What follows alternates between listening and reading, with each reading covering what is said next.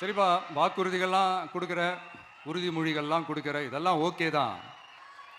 ஆனால் ஸ்டாலின் சார் செய்ய முடியாததை நீ எப்படி செய்வ அப்படின்னு உங்களுக்கு ஒரு கேள்வி ஒன்று வரும்.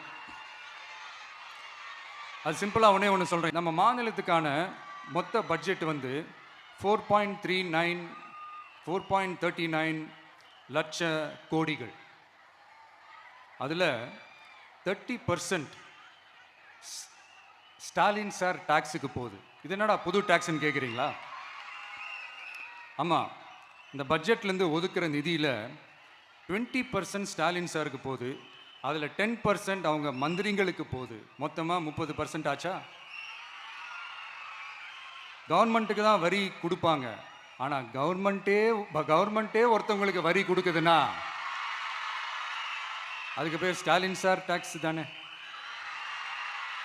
இதை விட நாகரிகமாக நீங்கள் அடிக்கிற கொள்ளையும் நீங்கள் அடிக்கிற ஊழலையும் சொல்ல முடியாது. மக்களுக்காக ஒதுக்குற பணத்தை நீங்கள் அப்படியே சைடில் ஒதுக்காம மொத்த பணத்தையும் மக்களுக்கே செலவு பண்ணிட்டா ஒரு சூப்பரான நல்ல அரசாங்கத்தை கொடுக்கலாம்ல.